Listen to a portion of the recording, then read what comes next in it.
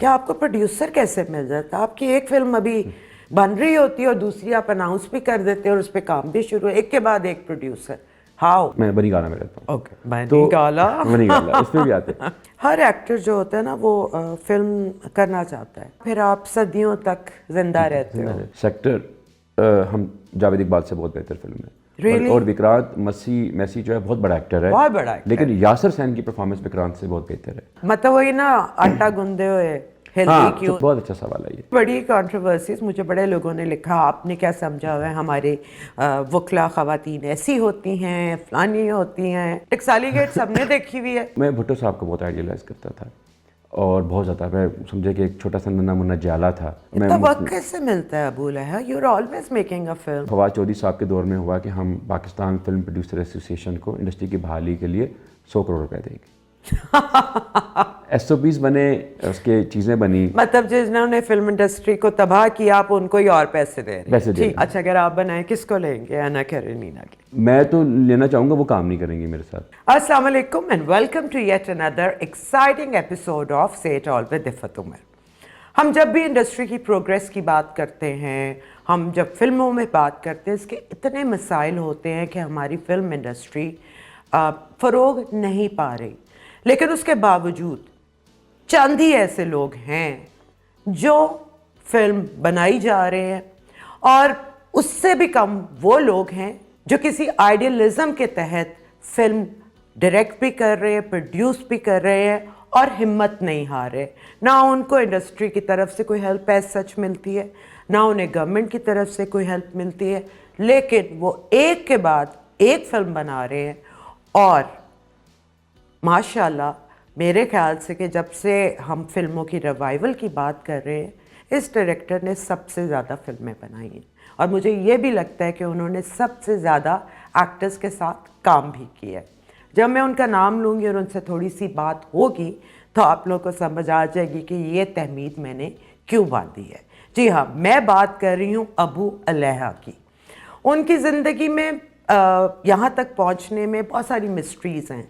उन्होंने काम कैसे शुरू किया, वो यहाँ तक कैसे पहुँचे, इससे शुरू करते हैं आज का इंटरव्यू और मिलते हैं अबू लहा से। अस्सलाम वालेकुम सर। थैंक यू सर, काम शुरू तुसी जर्नलिज्म तो कीता हैं और फिल्मों पे आ गई, ये क्या सफ़र था? अच्छा, मैंने काम शुरू किया एज अ PN। मेरे वालिद साहब गवर्नमेंट सर्वेंट थे। When I was 16 years old वो फोत हो गए, मैदे का कैंसर था। तो उस ज़माने में आई डोंट नो अभी वो एक रूल 20 एग्जिस्ट करता नहीं करता है कि अगर फैमिली मेम्बर प्यो मर जाए तो वो उनकी जगह मुझे मिल गया और सरकारी क्वार्टर मिल गया। तो एज आई स्टार्टेड PN। फिर मैंने मैट्रिक किया, फिर इंटर किया, ग्रेजुएशन की। दैन फिर कुछ मसले हुए, उसके बाद मैं जर्नलिज्म में आया और जर्नलिज्म से फिर मैं कंटेंट राइटिंग में गया। तो basically I have started as a government servant. नहीं तो ये शुरू ये कहाँ से, आपको कब पता चला आई कैन डू दैट या ये मेरा इंटरेस्ट है? नहीं, मैंने कभी भी नहीं पता लग गया। वो बस जर्नलिज्म मैं जर्नलिज्म कर रहा था। वो मुझे लगता था कि मैं बना ही क्राइम रिपोर्टर बनने के लिए हूँ, और उस ज़माने में कोई ऐसा एम्बिशन नहीं था। सिर्फ ये था कि एक कार्ड था प्रेस का, उस पर क्राइम रिपोर्टर लिखा हुआ है। वो बाइक पे जाते थे कोई और दुआ करते थे कि पुलिस वाला रोक ले, कि कार्ड खोल के दिखाइए। उस ज़माने में कुछ थी जर्नलिज्म की ना, जो एक सहाफ़ियों की थोड़ा होता है कि कार्ड देख के तो बिदक जाते थे। आपने को खबर लगाई तो उस पर भी कुछ हरकत हलचल होती थी न्यूज़ के ऊपर। तो इन्वेस्टिगेटिव जर्नलिज्म मेरा डिपार्टमेंट था और मैं इस पर काम कर रहा था। और मेरी फैमिली को लगता था, मेरी अम्मा को लगता था कि ये बहुत रिस्की काम कर रहा है और इससे को मार जाएगा। वो जो इस्लामाबाद में इस किस्म का जर्नलिज्म होता नहीं था जो मैं करता था।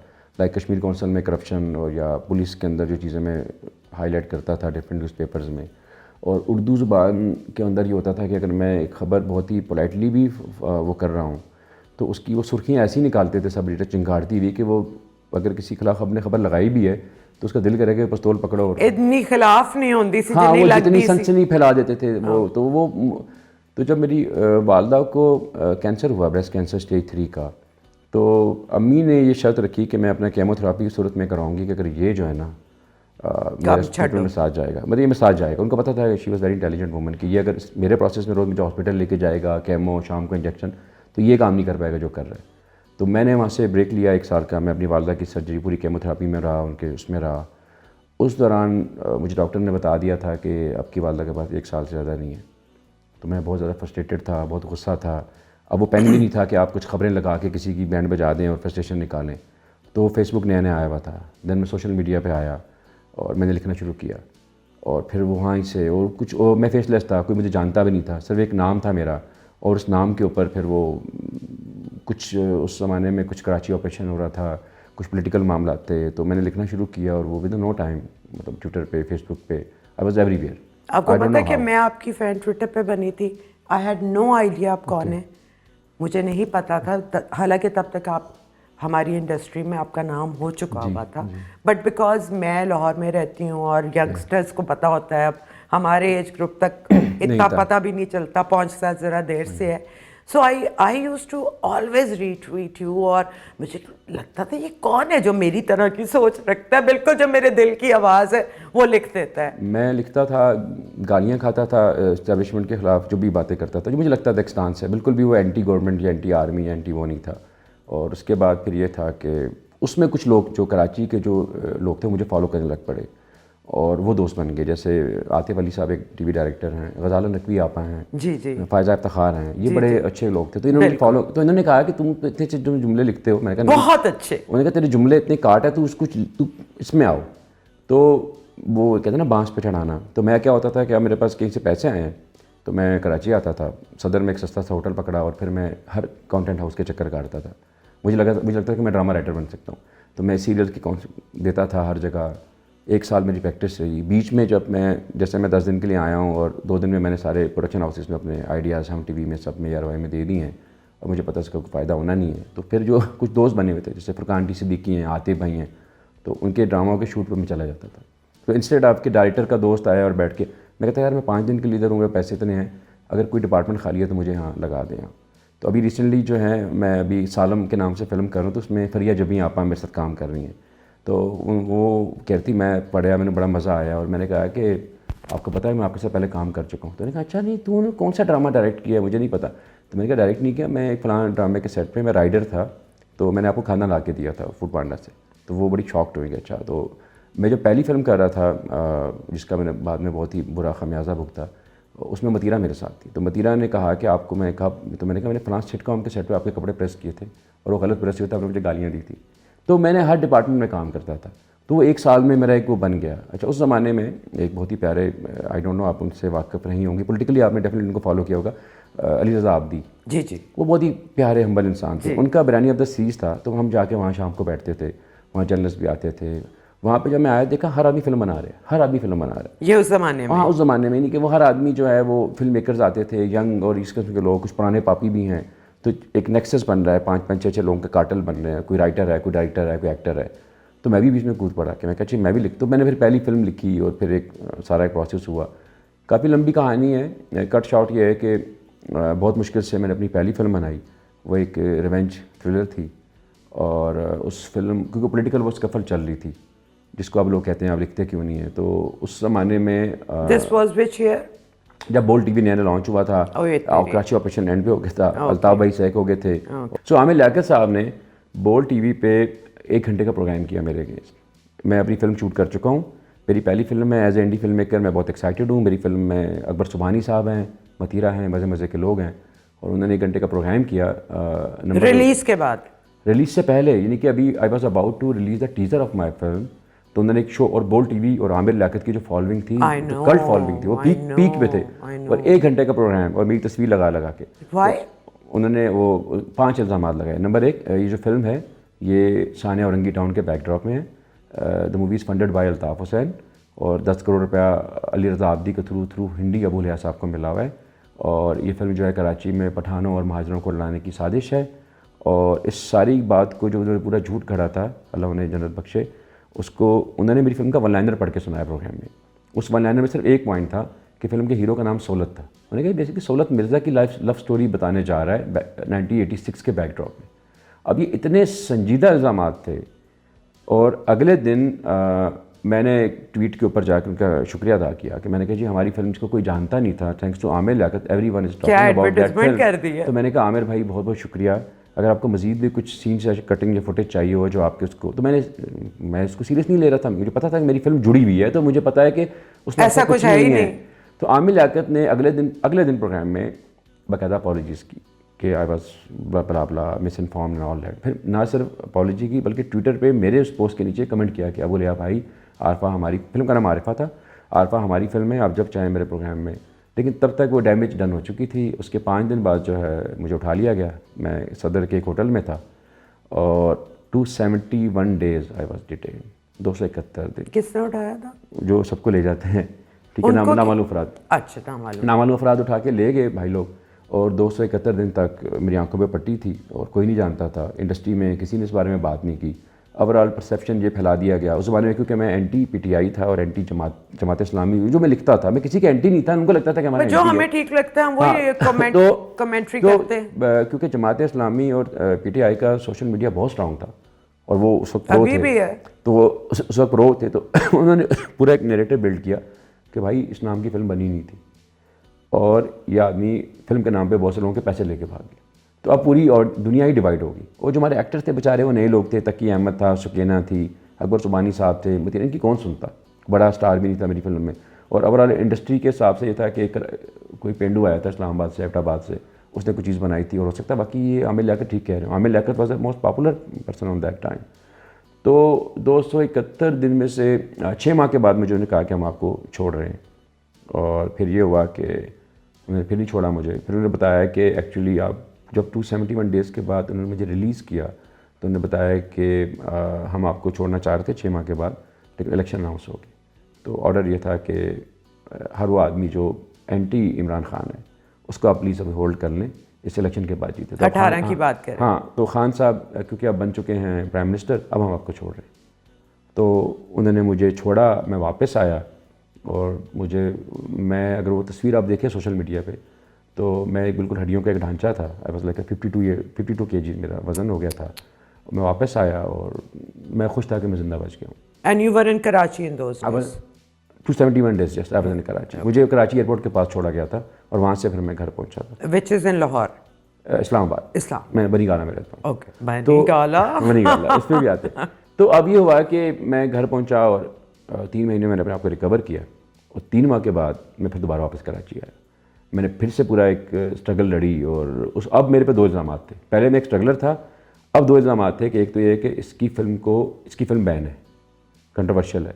सेकंड, ये आदमी बैन है और वो दौर था पीक का, कराची के अंदर ऐसा आदमी। मैंने उस ज़माने में डरते छुपते एक साइकोलॉजिकल हॉरर लिखी, सलीम महराज साहब को कास्ट किया, 2-3 और एक्टर लिए अच्छे से जो उन्होंने ट्रस्ट किया और मैं कलर का हार गया और मैंने एक फ़िल्म बना ली।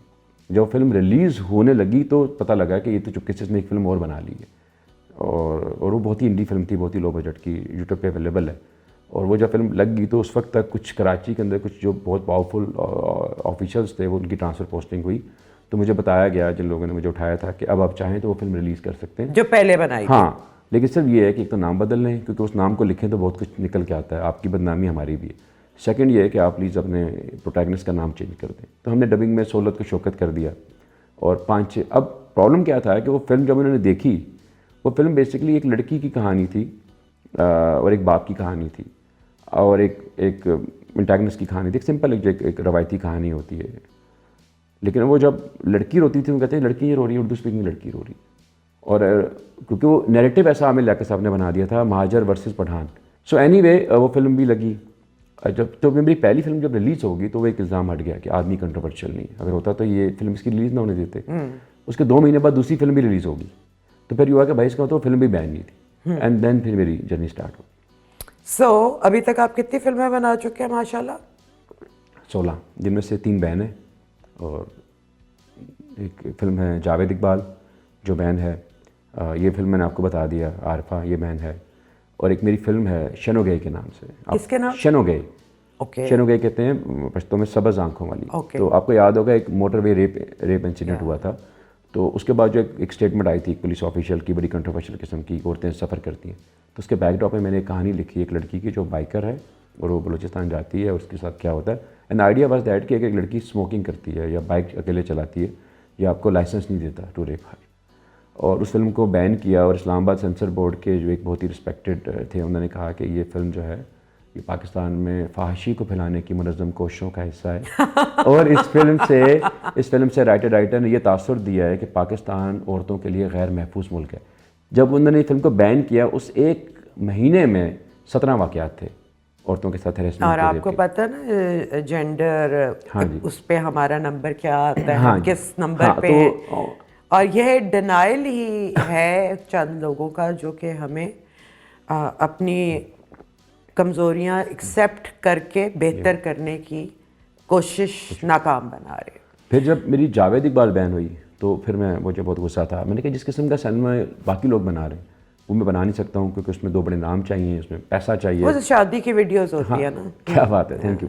तो मैंने कहा ये चीज़ मैं नहीं बना सकता, और जो मैं बनाना चाहता हूँ ये चलने नहीं देंगे, तो अब मैं क्या करूँ। देन मैं ईरान गया, कुछ फॉरेन सिनेमा हम पहले भी देख रहे थे, लेकिन क्लोजली जाके देखा उनका स्क्रिप्ट क्या है, किस तरह ऑपरेट करते हैं, इतनी सेंसरशिप पॉलिसीज़ के बावजूद कैसे वो कंटेंट क्रिएट करते हैं। तो आइडिया हुआ कि यार बात कह के निकल जाओ। नहीं, did you go there and study something? Yes, नहीं, मैं वहाँ पे गया। मैं वहाँ के जो असगर फरादी साहब की एक फिल्म है सेल्समैन, या सेल्समैन में जो उनकी एडी थी, एसोसिएट डायरेक्टर मरियम नूरजादे, मैं उनके साथ मेरी सलाम दुआ होगी, उन्होंने मुझे इनवाइट किया। ओके। तो मैंने बहुत क्लोजली फॉलो किया वो उनके जो इंडी सिनेमा है, वो कितने पैशनेट लोग हैं। बड़े से बड़ा डायरेक्टर है या बड़े से बड़ा जो एक फिल्म मेकर है वाना भी, वो छोटे से कमरे में एक चंद किताबों के साथ और एक लैपटॉप लेके बैठा हुआ है, और वो एक कॉल आती है ग्रुप में कि कल हम फ़लाँ फिल्म शूट हो रही है, आप आ जाएँ। और सब जाते हैं, कोई पैसे नहीं है, कुछ भी नहीं है, वो लोग पागलों की तरह काम करते हैं। और वहाँ से मैंने बहुत सीखा। स्क्रिप्ट राइटिंग के हवाले से मैंने वहाँ पे जो 8 से 10 फिल्में सिनेमाज में देखी, तो मुझे आइडिया हुआ कि कहानी कही जा सकती है, बात कह के निकल जाए। फिर मैंने कुछ कहानियाँ लिखी, जैसे टकसाली गेट्स में आपने भी काम किया, वो बहुत ही जावेद इकबाल से भी ज़्यादा ब्रूटल कहानी थी, या लेकिन मैंने हर लिहाज हाँ, से। तो मुझे समझ में आ गया कि जो हमारे लोग बैठे हुए हैं, इनका जो IQ है वो कुछ ज़्यादा ही बुलंद है। तो आप अगर किसी भी चीज़ को ह्यूमर में लपेट देंगे उनको समझ में नहीं आएगा। ठीक है। तो जावेद इकबाल में ह्यूमर नहीं था, तो उन्होंने पकड़ लिया, ओ एक ही है, बंद कर दो।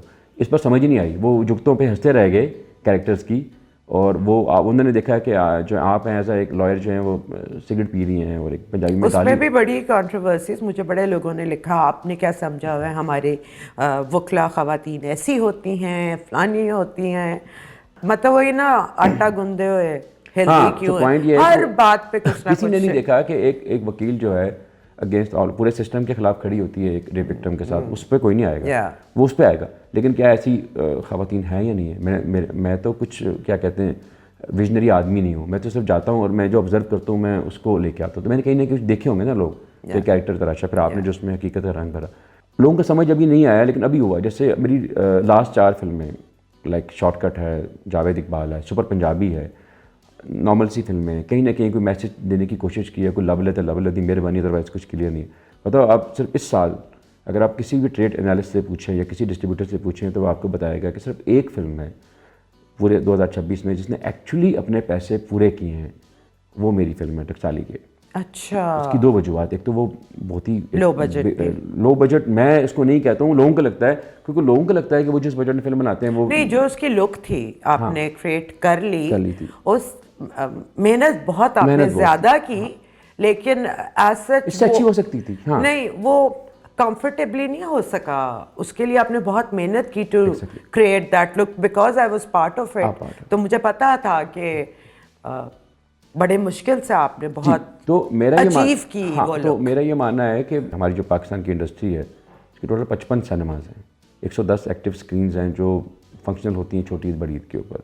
उसके अंदर आप 10 करोड़ की फिल्म बना के कैसे रिकवरी की उम्मीद कर सकते हैं?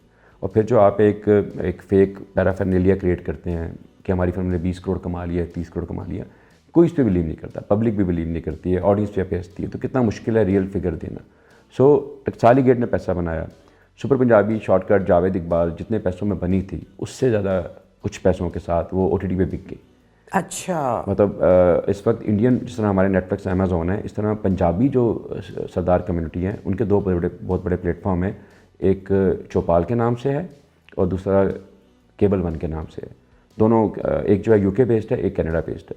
मेरी फिल्म पिछले 3 साल में जितनी पंजाबी फिल्में बनी हैं यहाँ पे, मौला जट को छोड़ दें क्योंकि वो जब भी जाएगी आई होप कि इंशाल्लाह वो नेटफ्लिक्स या अमेज़ॉन पे जाएगी, वो बहुत बड़ी फिल्म है। लेकिन जितनी फिल्में बनी हैं, वाहिद सिर्फ मेरी 2 फिल्में हैं जो चौपाल ने ली। चौपाल जब पाकिस्तान में आया तो उसने शॉर्टकट ली और यहाँ से अपनी कैंपेन स्टार्ट की। केबल 1 ने अभी 1 हफ्ते पहले ऑपरेट किया है, तो पहली फिल्म जो उन्होंने रिलीज़ की है, जो उसको प्रमोट कर रहे हैं बहुत ही vividly on the social media, super Punjabi है। टकसाली गेट भी हमारी उनके पास है, टकसाली गेट को रिलीज़ करने वाले भी वही लोग हैं। वो बहुत बड़ा नेटवर्क है यूनिसिस के नाम से, सागा म्यूज़िक, इंडियन पंजाबी फिल्में लगाते हैं, उनका ये OTT है और टकसाली गेट के राइट्स उनके पास हैं। टकसाली गेट भी वो लगाने वाले हैं 2 हफ्ते के बाद। अच्छा अबू लहया, एक लोग बड़ा इंडस्ट्री में हैरान भी होते हैं और उनको समझ भी नहीं आती कि आपको प्रोड्यूसर कैसे मिल जाता। आपकी एक फिल्म अभी बन रही होती है और दूसरी आप अनाउंस भी कर देते हैं और उस पर काम भी शुरू, एक के बाद एक प्रोड्यूसर। हाउ वो अच्छा, आप तो ये पूछ रहे हैं कि आपके प्रोड्यूसर कैसे मिलते हैं। मुझसे नॉर्मली सवाल पूछा जाता है कि तो प्रोड्यूसर घेर कैसे लेता है। और मेरे साथ लास्ट 4 फिल्मों का ये हुआ कि मैंने आयशा उमर को टकसाली गेट का स्क्रिप्ट सुनाया, उसे मैं प्रोड्यूस करूँगी। मैं इफ्तिखार ठाकुर साहब के पास सुपर पंजाबी लेकर गया पैसे कम कराने के लिए, जो बाहर निकला तो वो मेरे प्रोड्यूसर बन चुके थे। हरीम फारूक को मैंने मैंगो जट का स्क्रिप्ट सुनाया और स्क्रिप्ट सुनने के बाद उन्होंने कहा कि मैं फ़िल्म कर रही हूँ। फिर 1 हफ़्ता हमारी इस बात पे बहस लगी कि उन्होंने कहा मुझे फ़िल्म प्रोड्यूस करनी है और मैंने कहा नहीं आप ना कीजिएगा। क्यों? मुझे लगा कि एक ख़ातून इस लेवल की जो इतनी A-लिस्ट एक्टर हैं, उन्होंने इतनी बड़ी बड़ी फिल्में प्रोड्यूस की हैं, मेरे ऐसे इंडी फिल्म मेकर के साथ अनकम्फर्टेबल हो जाएंगी और वो जो एक कैरेक्टर इतना बड़ा है उस पर कम्प्रोमाइज़ हो जाएगा। तो मैंने कहा मेरे पास हैं कुछ लोग जो पैसे लगा रहे हैं, आप प्लीज़। नहीं, मुझे ये फिल्म प्रोड्यूस करनी है, आप हीरोइन कोई और ले लो। तो फिर हरीम आई। अच्छा, इस लेवल पे हुआ।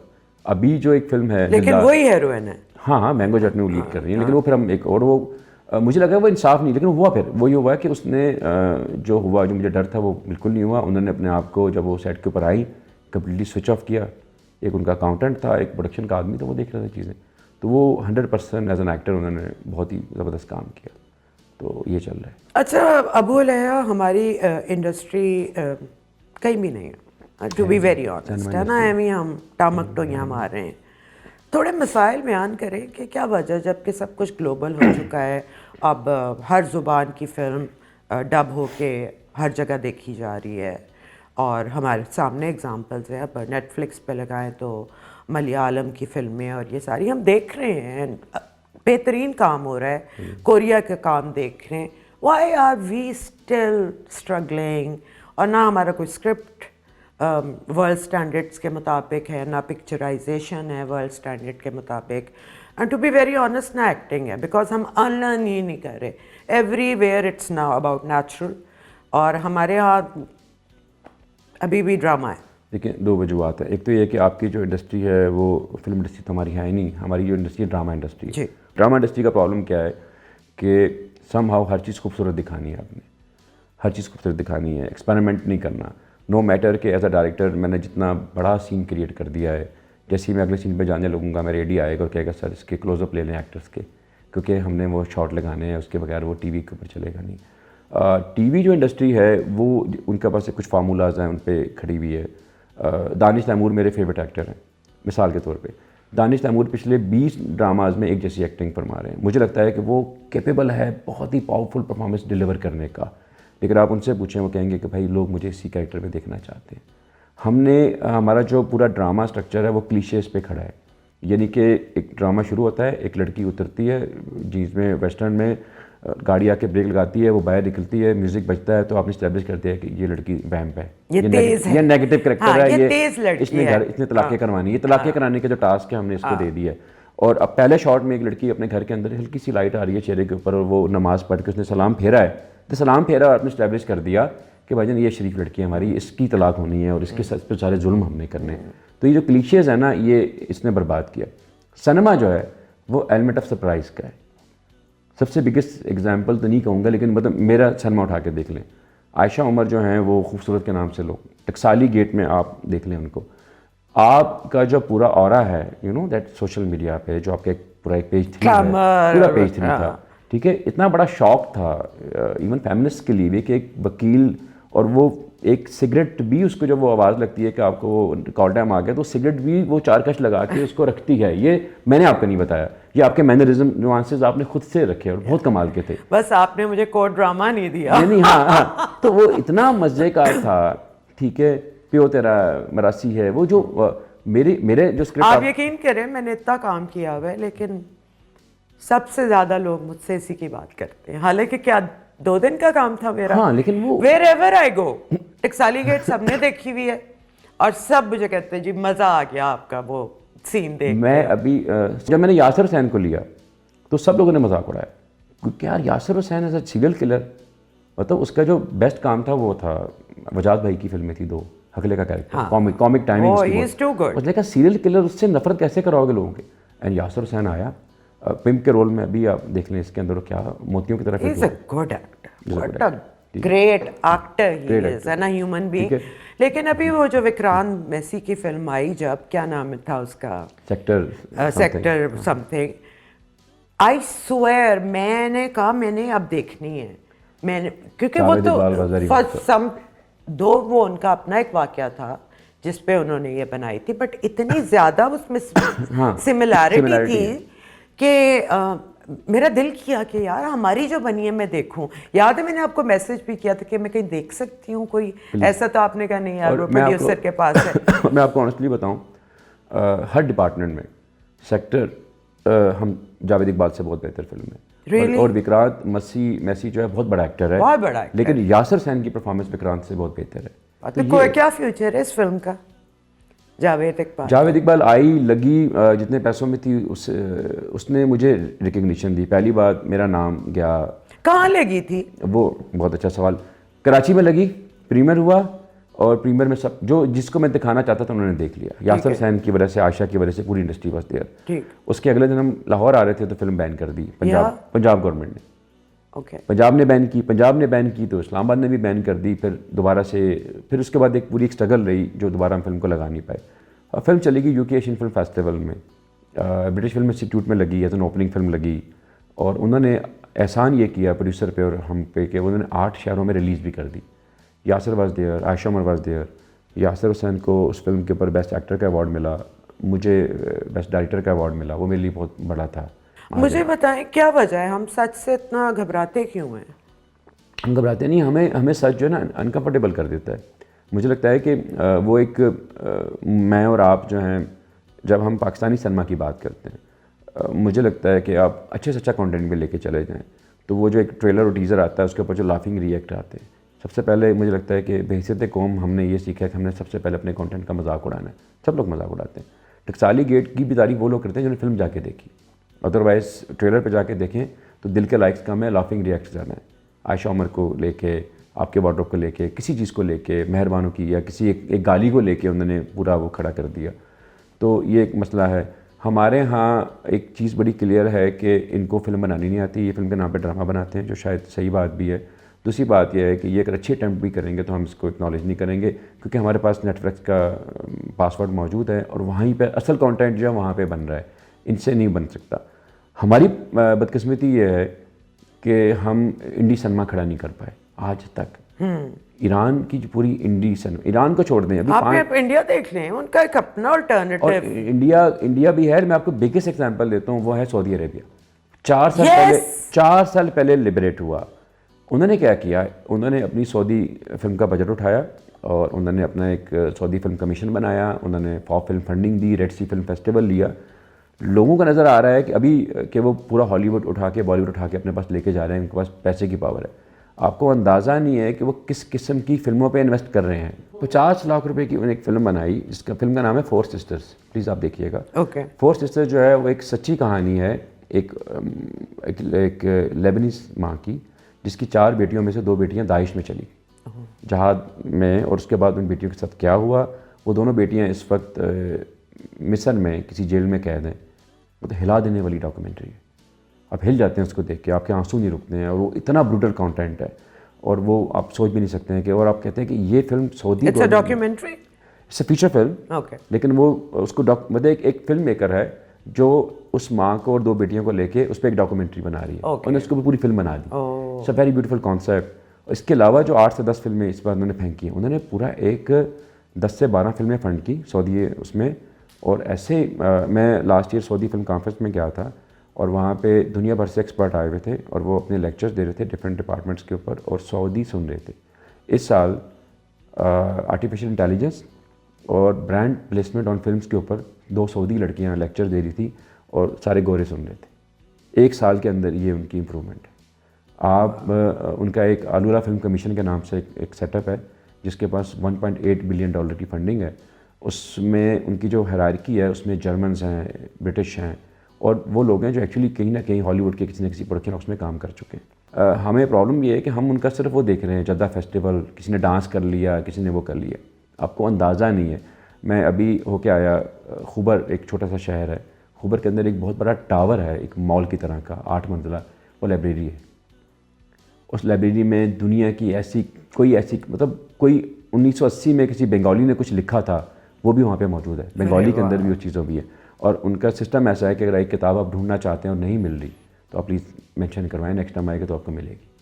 और आप उसके हर फ्लोर पे जाते हैं और आप देखते हैं सऊदी बच्चियाँ और बच्चे, यंग लड़कियाँ लड़के बैठे किताबें पढ़ रहे हैं। आपको अंदाज़ा हो जाता है कि अगले 10 साल में लोग कहाँ से कहाँ पहुँचने वाले।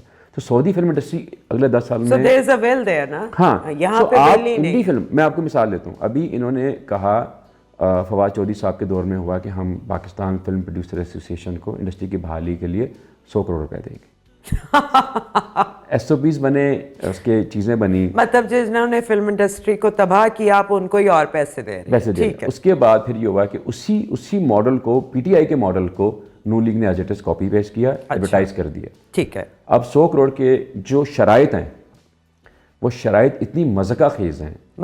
मसलन ये है कि हम उसी आदमी को फंडिंग देंगे जो हमें ROI देगा, जिसकी फिल्म कमर्शियल होगी, जिसके बाद 2 बड़े A-लिस्ट एक्टर के कॉन्ट्रैक्ट साइन हुए होंगे, जिसके पास डिस्ट्रीब्यूटर ऑलरेडी लॉक्ड होगा।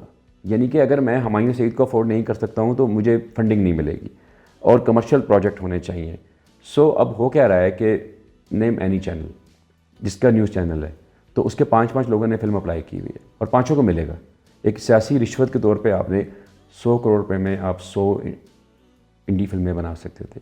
आपके हर इंस्टीट्यूट के अंदर हमारे आई एम सॉरी, लोग मुझे कहते हैं कि मैं PMLN सपोर्टर हूँ। वो बाय डिफ़ॉल्ट, अगर आप एंटी इमरान हो, बहरहाल मैं पॉलिटिशियंस को सपोर्ट करती हूँ और मेरी कोशिश होती है कि सिस्टमैटिकली जो जहाँ पहुँचता है उसी के हाथ में हल है। आहिस्ता आहिस्ता कंटिन्यूस डेमोक्रेसी से ही होगा। लेकिन जहाँ मैं डिसअपॉइंट होती हूँ वहाँ मैं बोलती ज़रूर हूँ। अगला जो ज़माना आना, इट्स ऑल अबाउट डिजिटल, ठीक है ना? कोई ताल्लुक ही नहीं है कमर्शियल फिल्म से या उससे, और या तो आप उस लेवल के हो जाओ कि दुनिया में जो बेहतरीन काम हो रहा है आप उसके मुकाबले का बनाओ, तो आपका हो जी कमर्शियल काम बनाओ, ठीक है ना? जब आप नहीं कर सकते हो तो आप अपनी स्ट्रेंथ्स ढूंढो, अपनी स्टोरी सुनो, अपने मामलात, और उन लोगों को मौका दो जो प्रॉमिस के साथ आगे आ रहे हैं और आपको लग रहा है यंग जनरेशन है। अगर आपने उन्हीं हाथियों को ही सपोर्ट करना है, उन्हीं हाथियों की टीम बनानी है जिसकी वजह से हर छोटा एक्टर, हर छोटा प्रोड्यूसर, हर प्राइवेट प्रोड्यूसर, हर तरह का इंसान वहाँ नहीं पहुँच पा रहा जो वो डिज़र्व करता है। रॉयल्टी नहीं मिलती है यहाँ पे आपकी कोई इंश्योरेंस नहीं है अगर आप किसी सेट पे आपको कुछ हो जाए, बिकॉज उन्हीं लोगों को आपने ठीक करने के लिए लगा दिया जिसकी वजह से हम यहाँ पे पिट रहे हैं और हम आगे नहीं जा पा रहे। तो आई एम सॉरी, आपका ताल्लुक किसी भी पार्टी से होगा, मैं तो बोलूँगी उसके खिलाफ, एंड आई विल से कि ये पूरा मॉडल ही गलत है। आपको जो डिज़र्व करता है, जिसने प्रूफ किया, जिसकी तालीम है, उसको उस जगह बिठाओ जहाँ पे वो ये फैसले कर सके। आप सिर्फ इसलिए कि आप किसी के फेवरेट हैं, आपने किसी को फेवर देनी है। सबसे बड़ा प्रॉब्लम हमारा ये है कि आप 5 बड़े फिल्म प्रोड्यूसर्स के नाम ले लें, नाम ना भी लें, या 5 बड़े डायरेक्टर्स के, जब खबर आती है ना कि अपनी नई फिल्म बनाने जा रहे हैं, 80% में बताओ इनकी कास्ट में हीरो कौन होगा, हीरोइन कौन होगी। एक्चुअली अब which is a good thing as well एक एक्टर के लिए, क्योंकि एक्टर्स ने अब हायर करना शुरू कर दिया ना, डायरेक्टर्स को मल लिया है। मेरा अच्छा, I think you are the only one जो नए से नए के साथ काम कर रहा है। मैं सबके साथ काम करने को तैयार हूँ। मैं इवन के मैं अभी सालम कर रहा हूँ। सालम की खास बात है कि आमने अलियास के साथ पहली बार काम कर रहा हूँ, मुनीब भट्ट साहब के साथ पहली बार काम कर रहा हूँ, 3 से 4 फरिया जबी आपा के साथ मैंने पहली बार काम किया, 3-4 और एक्टर्स ने। You hardly repeat your actors. I would love to repeat, लेकिन होता है क्या है कि मेरा कोई गैंग नहीं है। आपका कोई फेवरेट नहीं होता? मेरे सब फेवरेट हैं। जैसे मैंने आयशा उमर के साथ 2 फिल्में की, सोनिया हुसैन के साथ 2 की, मैंने यासिर हुसैन के साथ 2 फिल्में की, गौहर रशीद के साथ 2 फिल्में की। मैं तीसरी फिल्म के साथ करने को तैयार हूँ। सलीम महराज के साथ मैंने अभी दूसरी फिल्म पे काम कर रहा हूँ। मोहसिन अब्बास हैदर के साथ मैं 3 फिल्में कर चुका हूँ। उस कैरेक्टर के हिसाब से मुझे लगता था वो सूटेबल है। मुझे एक तो मेरे पास बजट नहीं है, दूसरा मैं पार्टियों में नहीं जाता, मैंने बुलांदा भी कोई नहीं, तो मेरे लिए मुश्किल है एक्टर्स को अप्रोच करना, यानी कि मैं आपको वो पैसे ही नहीं दे सकता जो आप डिज़र्व भी करते हैं, यानी कि नहीं कि आप वो, यानी कि जो पैसे, यानी कि मैं अवर बात करूँ कुछ बाकी एक्टर्स की भी एक प्राइस है, मैं वो भी दे नहीं पाता हूँ। तो मैं रिक्वेस्ट करता हूँ कि sir for the sake of cinema please अपनी फ़ीस आधी कीजिए। टू बी वेरी ऑनेस्ट, मेरी फिल्मों में जितने एक्टर ने काम किया है इंक्लूडिंग यू, उन्होंने अपने जो फीस वो चार्ज करते हैं लास्ट प्रोजेक्ट में उससे आधी सादे में आए।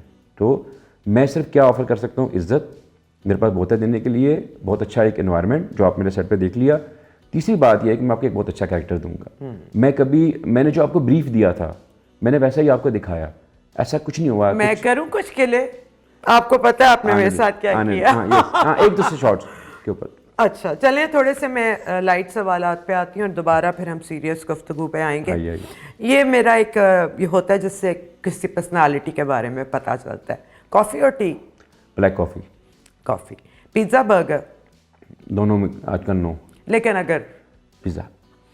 कैट्स और डॉग्स? डॉग्स। सर्दियाँ गर्मियाँ? मैं मतलब प्राउडली कहूँगा कि मेरे अंदर ना एक बहुत ही मरासियों वाली तबीयत है, सो गर्मियाँ, मुझे बड़ी ठंड लगती है। मुझे भी गर्मी पसंद है भाई। चॉकलेट या वनीला? चॉकलेट। बीच या माउंटेन?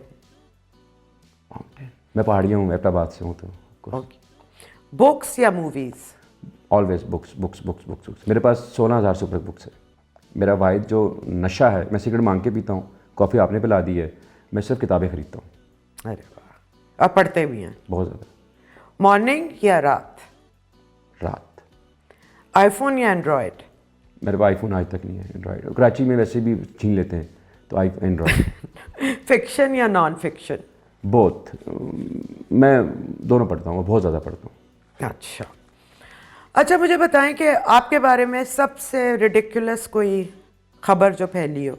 प्रोड्यूसर कैसे कहता है, सेकंड ये है कि he is a flop director, which I take as a compliment. मुझे लगता है कि अंडरडॉग होने के बहुत फ़ायदे हैं। ओके। वो फेक टेम्पलेट मेरे नहीं आते हैं 10-10 करोड़ के, लेकिन मेरे प्रोड्यूसर को पता है कि जितने पैसे उसने लगवाए थे वो हमें वापस आ गए, तो फिर एक चांस और दे देते हैं मुझे।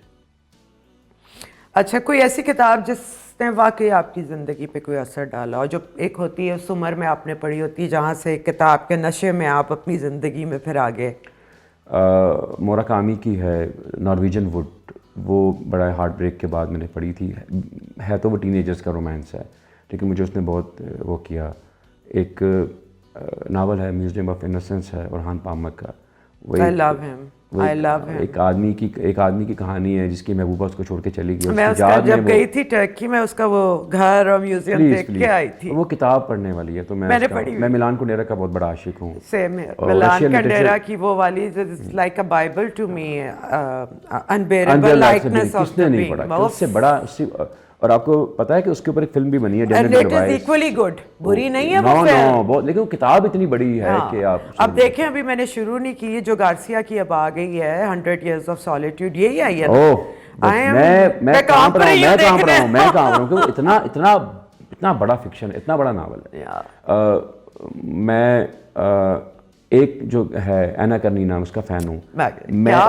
मुझे लगता है ने वॉर एंड पीस के बाद मुझे एना करनीना हाथ में पकड़ा दी थी। मुझे लगता है कि आई होप कि कोई ड्रामे के अच्छे राइटर ये बात ना सुने। मुझे लगता है कि उस कहानी के ऊपर बहुत बड़ी फिल्म बन सकती है, देसी माहौल में बहुत बड़ी कहानी। अच्छा, अगर आप बनाए किसको लेंगे एना करनीना के? Who will be the girl? Establish actors में हाँ मैं तो लेना चाहूँगा, वो काम नहीं करेंगी मेरे साथ। मसलन दुरे फिशा। क्यों नहीं करेंगी? आई डोंट नो, आपने ट्राई की है? नहीं, मेरे पास अभी इतना बजट ही नहीं किसी फिल्म में आया कि मैं उनको अप्रोच कर सकूँ। दूसरा मुझे लगता है कि वो एक पावर लेवल के ऊपर बैठे हुए, और मेरा सिनेमा कमर्शियल नहीं है। और जिस तरीके से मैं फिल्म बनाता हूँ, जब तक मेरे साथ कोई लोगों को लगता है कि जितने कम दिन में फिल्म बनाता है तो ये शायद ना कैमरा हाथ में पकड़ के बैठा होता है, एक्टर सेट पे आता है तो फ़ौरन चलो सीन निकालते हैं। जब तक आप ऐसा काम नहीं करेंगे आपका अंदाज़ा नहीं होगा कि अगर आपका काम एक दिन में हो सकता है तो मैं उसको 3 दिन में करता हूँ। तो मैं इस तरीके से करता हूँ, तो अभी मुझे टाइम लगेगा। मेरा वर्ड्स ऑफ माउथ जो है वो जनरेट ऐसे होता है। मेरी कोई PR फर्म नहीं है, कोई लॉबिंग नहीं है, तो टेम्पलेट भी नहीं है। Persistence is your power. हाँ, मुझे कोई चल। मैं आपको मतलब फन फैक्ट ये है कि मेरी 3 पंजाबी फिल्मों में पंजाब के हर थिएटर एक्टर ने काम कर लिया। नसीम विकी से लेकर कैसर PR से लेकर था ठाकुर साहब तो प्रोड्यूसर थे। मैं आज तक किसी कॉमेडी शो में नहीं गया। अच्छा, आज तक नहीं गया। मुज़ाकरा, यानी कि ठाकुर साहब खुद थे, तू आंदा क्यों नहीं? मैं कि जी अभी हनी अलवेला ने मेरे से काम किया, सब ने किया। इमरान अशरफ भाई से बड़ी अच्छी दोस्ती है। बुलाते नहीं?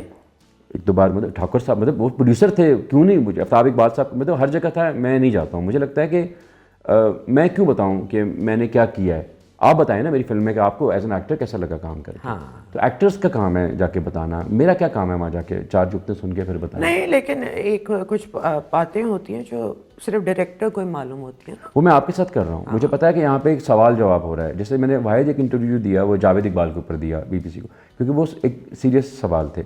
मुझे नहीं जाना है किसी मॉर्निंग शो में। वो कहते हैं फिल्में प्रमोट नहीं करता। मैं कहूँ प्रमोट करता हूँ सर, मैं हर जगह करता हूँ प्रमोट, लेकिन ये कि मैं एक मॉर्निंग शो में जाके मैं क्या बताऊँ। और वो एक सेल्फ प्रमोशन, हमारे यहाँ फिल्में प्रमोट नहीं होती हैं, हमारे यहाँ सेल्फ प्रमोशन होती है। तो ये भी रीज़न है, फिल्म प्रमोट ही नहीं होती। हिस्टोरिकल पीरियड में अगर जा सकें, तारीख के किसी भी पीरियड में, कहाँ जाना चाहेंगे? मैं ये जो हमारा है पार्टीशन से पहले जाऊंगा और कहूँगा मत बनाओ पाकिस्तान भाई, इसको मुतहदा ही रहने दो। मतलब बहुत बड़ी आपको दुख होता है। जैसे मैं फिल्म मेकर हूँ, लोग कहते हैं कि बॉलीवुड की फिल्में यहाँ लगेंगी तो चलेंगी या नहीं चलनी चाहिए। मैं शायद वाहिद आदमी हूँ जो चाहता है कि ये फिल्में बने और चलें। बिल्कुल चलनी चाहिए। हमारी मार्केट, हमारे सिनेमाज फ्लरिश कैसे करेंगे? मैं जब ये मौला जट की खबर थी कि इंडिया लगने जा आई रही वाज सो हैप्पी। मैं हैप्पी था। मैं कहा भाजी ये खुलेगा ना, मैंने सिर्फ 2 एक्टर पकड़ने हैं, मैंने कैमरा उठाना है और मैंने ये बॉर्डर क्रॉस करना है और मैं एक हफ्ते किसी गांव में बैठूंगा, फिल्म बना के आ जाऊँगा पंजाब। वो दे आर वेरी वेलकमिंग, बहुत ही वेलकमिंग लोग हैं। I know. बस हाल ये है हमारे जो ऐसा कोई शौक जिसका भरपूर शौक है पर किसी को पता ही नहीं है। Any you know chess chess मैं बहुत खेलता हूँ। मैं चेस वाओ। वैसे ही स्ट्रेटजीज के तौर पे और भी चीज़ें हैं। बहुत मेरे कुछ खास दोस्त हैं जिनको पता है इस चीज़ के बारे में, चेस के बारे में। किताबों का इसलिए सबको पता है कि हर वक्त मेरे हाथ में होती है, तो अब सबको पता लग गया है, पढ़ता हूँ मैं। इतना वक्त कैसे मिलता है अबू लहा? You are always making a film. बहुत अच्छा सवाल है ये। अब मेरा ये है कि मैं जब कराची गया तो मैंने देखा कि सब लोग जो है ना 12 बजे उठते हैं, तो मैंने 6 बजे उठना शुरू कर दिया। तो 6 से लेके जो 12 बजे तक मेरा टाइम है वो लिखने का और पढ़ने का टाइम है। जब तक कराची वाले बेटी आँख खोलते हैं मैं अपना दिन पूरा प्रोडक्टिव बना के बैठा होता हूँ। तो आपने अभी तक जितनी फिल्में की हैं, that has been your own script? हाँ, सब कुछ मैंने आपसे, मैं ये कहता हूँ कि मुझे क्योंकि लिखना नहीं आता और डायरेक्शन नहीं आती तो मैं जल्दी बना लेता हूँ। नहीं, बहरहाल किसी और के स्क्रिप्ट पे क्यों नहीं अभी तक आपने काम किया? ऐसा हुआ नहीं। नॉर्मली क्या होता है कि मुझे आज तक, टू बी वेरी ऑनेस्ट, मुझे आज तक किसी ने फिल्म ऑफर ही नहीं की। हिस्टोरिकल फिगर ऐसा कौन सा है जिससे मिलना चाहेंगे? एक की चॉइस है। जिंदा या मुर्दा? मुर्दा। हिस्टोरिकल पता नहीं, बहुत है, मोस्टली राइटर नहीं होंगे। You know that midnight in Paris मेरी फेवरेट फिल्म है। ओके। तो मिडनाइट इन पेरिस में जितने कैरेक्टर्स हैं, जितने राइटर्स हैं, हेमिंगवे से लेकर टॉलस्टॉय से लेकर अभी जिंदा में मुराकामी मेरे फेवरेट है। मैं मिलना चाहता हूँ उससे, वो कैसे लिखते हैं, उनका प्रोसेस क्या है। एक आदमी जो इस वजह से मैं बताऊँ कि हमारे फिल्म मेकर को सिर्फ आप एक आदमी को पढ़ाना शुरू कर देना, आपका अगले 10 साल में पूरा इंडस्ट्री चेंज हो जाएगी। वो सत्याजीत रे। आप एल्फ्रेड हिचकॉक से शुरू होते हैं और क्योंकि वो फैशन में आ गया ना उन पर बात करना, स्टैनली क्यूब्रिक पे। सत्याजीत रे आपका सिनेमा था, आपने सत्याजीत रे को वो इज़्ज़त नहीं दी जो वो डिज़र्व करते थे क्योंकि वो बंगाली थे। आपने टैगोर को वो इज़्ज़त नहीं दी क्योंकि आपके पास अपने सियालकोटी थे सर। तो ये थोड़ा सा मसला है। अरे क्या बात करते हैं, इज्जत तो हमने अब्दुल सलाम को भी नहीं दी। अगर आपके हाथ में एक चीज़ पाकिस्तान में चेंज करने की ताकत आ जाए तो क्या चेंज करेंगे? मुझे लगता है ये मुल्क ऐसे ही चलता रहेगा। मैं सिर्फ कहता हूँ कि मतलब कहीं से अगर मतलब कहीं कुछ सुन रहा है तो यार खुदा के वास्ते सिंगल सिनेमा स्क्रीन जिंदा कर दो यार, सिंगल सिनेमास बना दो, आम आदमी को एंटरटेन कर दो। तुम्हारी मेरे तंग वो ये जो लोग कल्ट बन चुके हैं, लोग जो ये ज़ॉम्बीज़ बन गए हैं, इसलिए कि आपके पास एंटरटेनमेंट ख़त्म हो चुकी है। लोग जाते हैं वो 5 से 9 बजे तक वो टॉक शोज़ देखते हैं टॉक्सिक, और वो वही बनते जा रहे हैं जो बकवास चल रही है। ज़िंदगी का सबसे मुश्किल फ़ैसला क्या था आपके लिए? सबसे मुश्किल फ़ैसला था जब मैं एलडीसी था, पीएन से मैं इंटर करके एलडीसी बना था और मैंने अपनी अम्मा से कहा कि मैं ये गवर्नमेंट जॉब छोड़ना चाहता हूँ, मैं ये 9 to 5 के लिए नहीं बना हूँ मुझे लगता है, तो मैं जर्नलिज्म में जाना चाहता हूँ। तो मेरी अम्मा को लगता था बिंग लोअर मिडिल क्लास या कि सरकारी नौकरी भी है देखो, तो पेंशन भी लग जानी है कुछ सालों बाद, तो ये तो किसी ने तवीज़ करा देते हैं। तो मेरी अम्मा ने बाकायदा पूरे ख़ानदान को मेरे पीछे लगा दिया था। वो बड़ा मेरा मुश्किल टाइम था वो करना। सेकंड जो मुश्किल टाइम था जब मैं 271 दिन की कैद काट के आया, और एक दिन था जिस दिन हमारा छोटा सा घर है 5 मरले का बनी गाला में, बनी गाला बेसिकली गरीबों की जगह है, खान साहब के आने से पहले अभी भी है। बस चले खान साहब वो का जो- शुक्रिया करें, हाँ, दाव वो- उन्होंने नहीं, कीमत वो- बढ़ा हाँ, दी। वो जो एक फार्म हाउसेज हैं, वो जो एक दुनिया आप इमरान खान साहब चौक के नज़दीक देखते हैं, उससे हट के एक पूरी पैरेलल है गरीबों की कॉलोनी, जहाँ पे जिसका मैं भी एक हिस्सा में वहाँ रहता हूँ। तो हमारा जो घर है वो नीचे मेरे 2 भाई रहते हैं, ऊपर सिर्फ 2 कमरे हैं और उसका एक जॉइंट वॉशरूम है जिसमें मैं रहता हूँ। तो मैं वापस आया, मेरी 2 बेटियाँ हैं, हादिया और अलीहा, बहुत छोटी थी वो। तो एक दिन मैं वॉशरूम गया, जो मैं बाहर निकला तो मेरी बड़ी बेटी जो है वो बाहर टहल रही थी, तो मैंने उसका हाथ पकड़ा और मैं उधर ले गया। जब गया तो दूसरे दरवाजे में मेरी छोटी बेटी टहल रही थी। मैं कहा क्या? तो उसने कहा कि वो बाबा, मैं कहा मुझे हादिया ने कहा है कि बाबा ना चले जाएंगे, गायब हो जाएंगे फिर दोबारा, तुम मत जाओ। तो वो मोमेंट मेरे लिए वो थी। तो फिर मैंने उस दिन एक पोस्ट लगाई थी ट्विटर पे कि आज के बाद मैं इतना ही सच बोलूँगा कि मैं ज़िंदा रह सकूँ और अपनी फैमिली के साथ रह सकूँ, इससे ज़्यादा मैं सच नहीं बोलूँगा। इंसान जब बड़ा होता है उसके बड़े आइडियल्स होते हैं, बड़े बिलीफ्स होते हैं और वो उस पर कायम रहना चाहता है।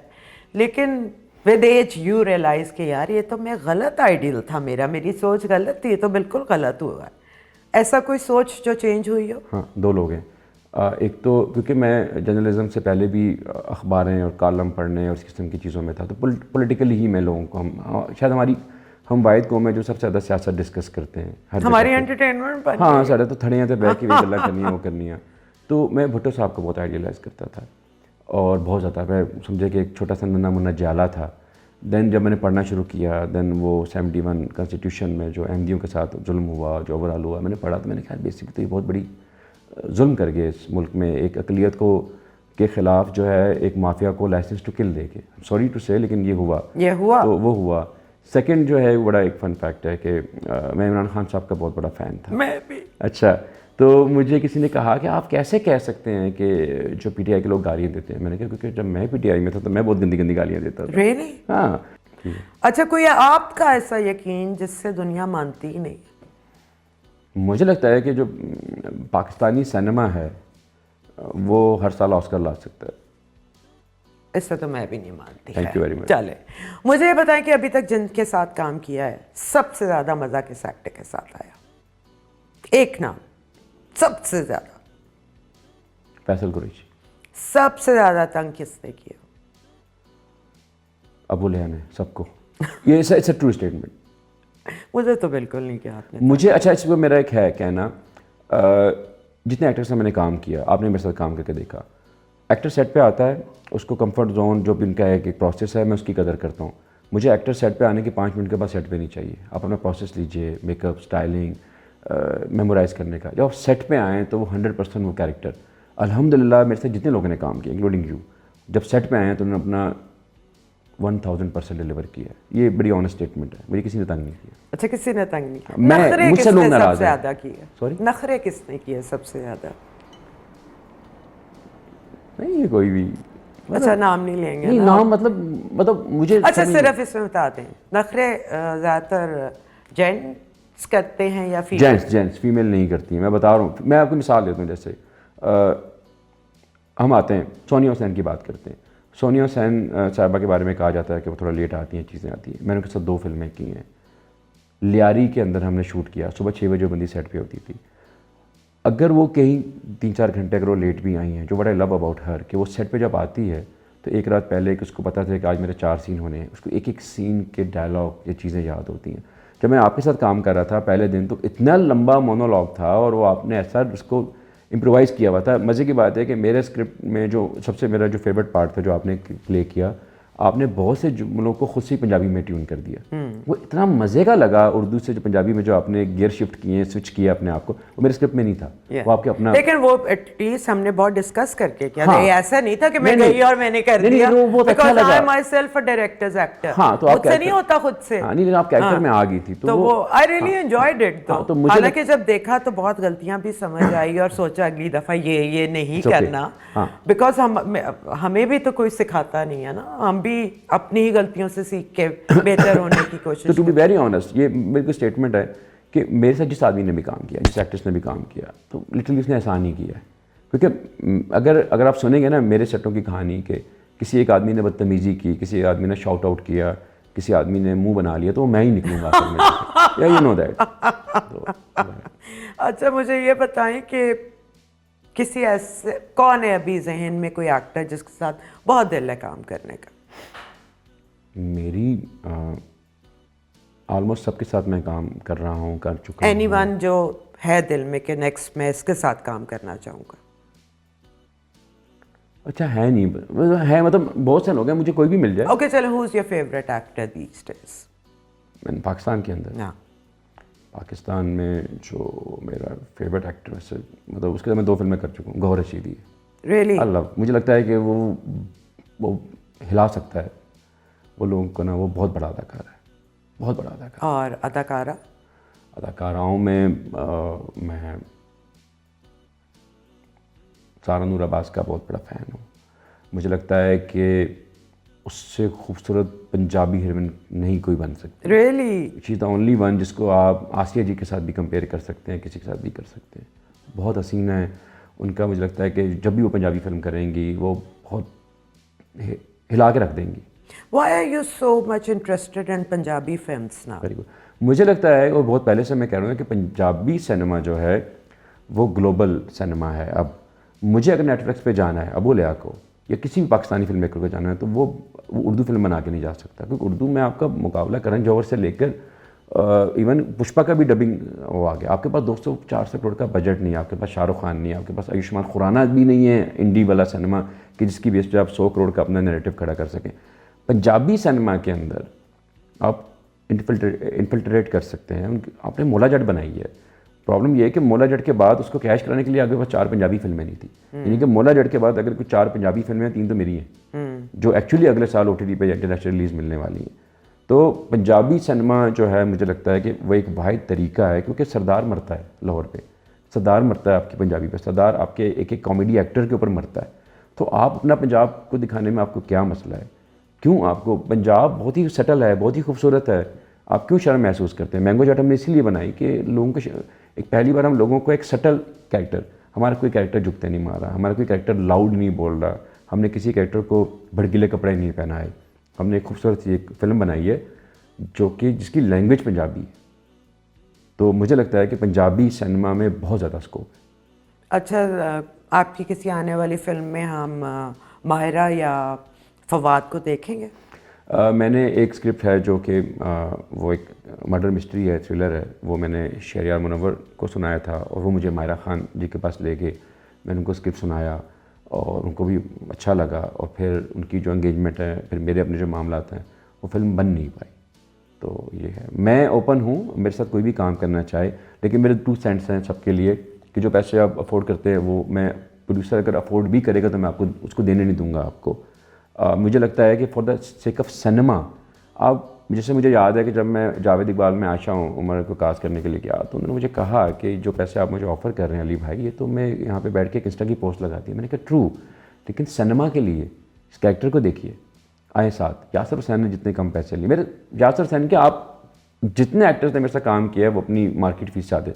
तो मुझे लगता है कि आपका एज एन एक्टर कहीं ना कहीं थोड़ा सा कंट्रीब्यूशन इस इंडस्ट्री में होना चाहिए। मेरे लिए, मैं कंफर्ट जोन और वही वाली बात है, ड्रामे भूल जाते हैं, आते हैं जाते हैं। फिल्म एक ऐसी चीज़ है, आप मर भी जाओगे, मैं कराची में, आपकी आगे पुश्तों तक आपकी वो प्रेजेंस। मैं कराची में रहता हूँ इफ़त जी। मैं मेरे लिए ड्रामा करना इतना आसान है, मतलब मैं इतना क्विक, जितनी स्पीड से मैं काम करता हूँ, मैंने आज तक ड्रामा नहीं किया और मैं शायद नहीं करूँगा कभी भी। मैं बहुत कंफर्टेबल हूँ मेरी इस फिल्म मेकिंग में। छोटी, मुझे आप 1 लाख रुपए देंगे, मैं आपको 1 लाख रुपए में फिल्म बना के दूंगा, लेकिन मैं फिल्म बना के मेरे से 1 लाख ले लें और मेरे पे फिल्म बना दें। मैं बिल्कुल बना सकता हूँ। मतलब मुझे लगता है कि फिल्म जो है, और मेरे जो फिल्म, मैं अभी जो फिल्म कर रहा हूँ सालम, उसमें यूनिवर्सिटी ऑफ लाहौर के प्रोड्यूसर हैं, तो उनकी एकेडमी के कुछ फिल्म वो के लोग स्टूडेंट्स आए हैं जो उन्होंने हमें दिए हैं कि आप इनको सिखाएं। मेरी कामयाबी ये है कि मैंने 16 फिल्मों में अपने ऐसे पागल इकट्ठे कर लिए हैं बहुत ज़्यादा। तो अब हम लगे में हम काम कर रहे हैं।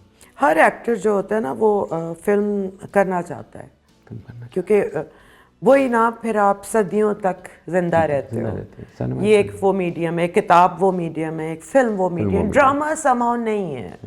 ड्रामा बस देखा, उस वक्त तक असर हुआ, निकल गया। क्या क्या तोप हमने ड्रामा में मारी है, किसी को आज याद भी नहीं है, और आगे जो आज तोपे मारे उनको भी याद नहीं रहनी। लेकिन मौला जट पहली फिल्म, और उस तरह की चंद फिल्में, बंदिश हो गई और आईना हो गई, वो आज भी देखते हैं तो वैसी ही है और वैसी रहेगी।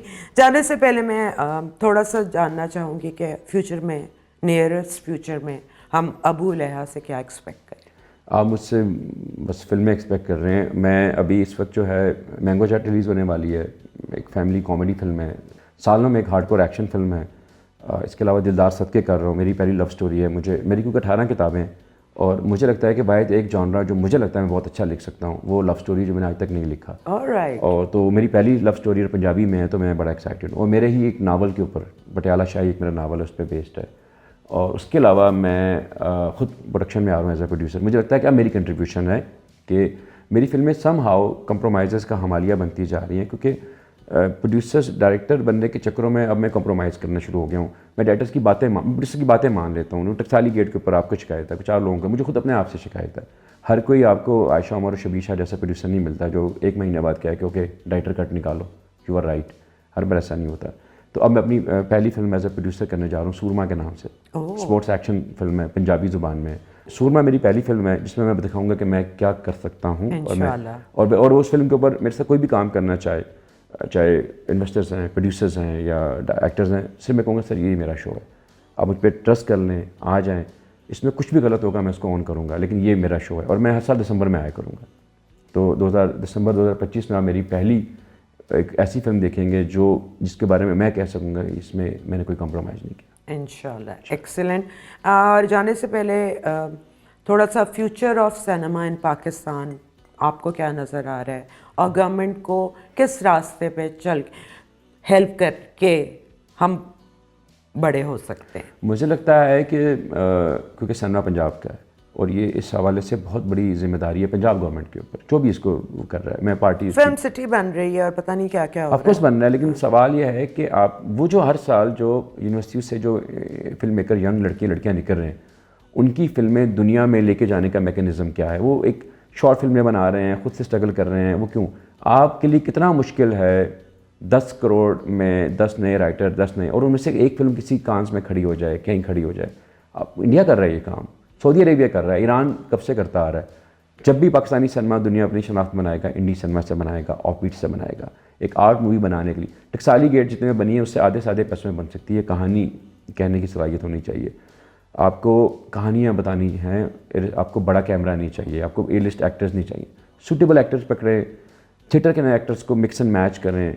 मेरा ये मानना है, और ये मैं वाहिद आदमी हूँ, मुझे लगता है कि पाकिस्तान का कोई भी एक्टर, ए लिस्ट एक्टर, अगर आप उसके पास एक अच्छा कैरेक्टर लेकर जाएंगे और थोड़ी इज़्ज़त से बात करेंगे, वो फ्री में आपके साथ। और मैंने अगेन एंड अगेन साबित किया है, मेरी फिल्म में जितने ए लिस्ट एक्टर्स ने काम किया, जितने बड़े एक्टर्स ने काम किया, इंक्लूडिंग योरसेल्फ, उन लोगों ने मुझसे ऑलमोस्ट पैसे नहीं लिए। जितने पैसे लिए अगेन आई सेड कि everybody wants to do a film in their life, a good character. तो मेरे ऐसा है कि नोबडी अगर कन्विंस कर सकता है फतेह उमर को, आयशा उमर को, हरीम फारूक को, तो कोई भी कर सकता है, प्रोवाइडेड बाय के कंटेंट अच्छा होना चाहिए। आपको लगे कि कुछ कैरेक्टर में कुछ वैल्यू आपने ऐड की सोसाइटी में जाके आपने आप समझते हैं कि हमें छोटी फिल्म पे ध्यान देना चाहिए और वो हमारी मार्केट बन सकती है इस इंडस्ट्री को, और उतना ही इन्वेस्ट करें जितनी आपकी मार्केट है, और उसमें क्रिएट करें ऐसी स्टोरीज जो कि दुनिया भर में उसकी प्रोडक्शन वैल्यू की वजह से ना देखी जाए, उसकी स्टोरी, परफॉर्मेंस और उस माहौल को डिपिक्ट करने पे देखी जाए जिस पे आप काम कर रहे हैं। आप डैनी बॉयल की 20 ईयर्स लेटर का कल ट्रेलर आया है, आईफोन 15 प्रो पे बनाई है उसने। कलिन मर्फी को लिया है जिसने अभी ओपनहाइमर की है। Exactly. वो लोग एक्सपेरिमेंट कर रहे हैं, वो आईफोन पे आ रहे हैं। ये तो कहानी बताने का मीडियम, वो एक मैसेज आपको हॉलीवुड दे रहा है कि भाई तुम कर सकते हो। और मैं अबू लहा वैसे ये भी सोचती हूँ कि हमें अपने दिमागों को भी खुला करने की अब बहुत ज़रूरत है। हम जो वो डिटेरियोरेट हो रहे हैं ना, तो उसमें आपकी क्रिएटिविटी तो रह ही गई है ना। मतलब सबसे बड़ा प्रॉब्लम हमारे यहाँ क्या है, हम अच्छे काम के लिए पैक बनाने से डरते हैं। मतलब अगर आज इफ़त उमर डिसाइड कर ले कि उन्होंने एक फ़िल्म बनानी है, आपके सर्कल में अच्छे राइटर हैं, अच्छे डायरेक्टर हैं, अच्छे एक्टर हैं, आप कहना है गाइस ये मेरा घर है, एक फ़िल्म बनाते हैं ना, 1 रुपया मैं लावांगी ना लेवांगी ना देवांगी, आओ सारे मिलके फिल्म बनाएं।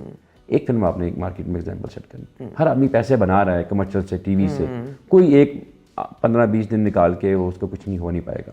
आपको नहीं चाहिए 5 करोड़ की एक फिल्म, आपको 1-1 करोड़ की 5 फिल्में चाहिए। आपको हर जुम्मे एक फिल्म सिनेमा पे चाहिए, सिनेमा में चाहिए, और इसी से हमारा सिनेमा फ़रोग पाएगा। सिंगल स्क्रीन थिएटर्स बनाए जहाँ पे आपकी महंगी इतनी टिकट ना हो जो हर कोई अफोर्ड कर सके. This country needs so much entertainment. और यही वजह है कि हर वक्त नफसा नफसी यहाँ पे रहती है कि कुछ और करना नहीं है तो चलो वही तमाशा ला लिए.